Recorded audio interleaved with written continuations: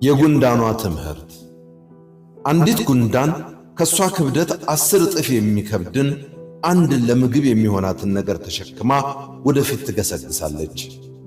አንድ መንገደኛ ሰው በዚያ ሲያልፍ አንገቱን አቀርቅሮ ካያት በኋላ እግሩን አንስቶ ሊጨፈልቃት ትንሽ እስከሚቀረው ድረስ በላዩ ላይ አድርጎ ይህችን ጉንዳን እኮ አንዴ በጫማዬ ብጨፈልቃት ያልቅላታል፣ ይህ ጉዞዋ ሥራዋና ሕይወቷ ከኔ ውሳኔ ስር ነው እያለ ለራሱ ሲያወራ አንድ በዚያ የሚያልፍ ጓደኛው አየውና ብቻህን እንደ እብድ የምታወራው ምን ሆነህ ነው?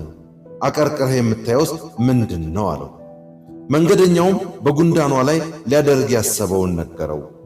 መንገደኛውም ወደ ጓደኛው ዞር በማለት ለራሱ ያወራ የነበረውን የጉንዳኗን ሕይወት በሱ ውሳኔና ቁጥጥር ስር እንዳለ ደገመለት።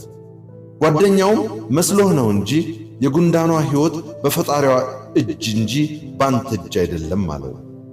በዚህ ጉዳይ ትንሽ ከተከራከሩ በኋላ መንገደኛው እንግዲያውስ አሳይሃለሁ ብሎ ሊጨፈልቃት ዞር ሲል ለካሱ ሲዘትባትና ከጓደኛውም ጋር ሲከራከሩ ከሁኔታው የተነሳ ምንም ሳትቆምና ግራና ቀኝ ሳትል ዝም ብላ መንገዷ ላይ አተኩራ ትገሰግስ የነበረችው ጉንዳን ርቃ ሂዳ ተሰውራለች።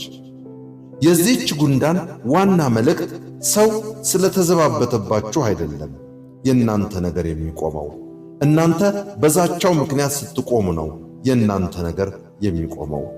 ሰው አጠፋችኋለሁ ስላለ አይደለም እናንተ የምትጠፉት፣ ይህ ሰው ሊያጠፋኝ ነው ብላችሁ ስትፈሩና ስትጨነቁ ነው የምትጠፉት። ሰው አበቃላችሁ ስላላችሁ አይደለም እናንተ የሚያበቃላችሁ፣ እናንተ አለቀልኝ ስትሉ ነው የሚያበቃላችሁ።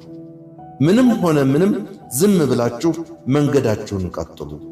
ምንም ተባለ ምንም ዝም ብላችሁ ሥራችሁ ላይ አተኩሩ።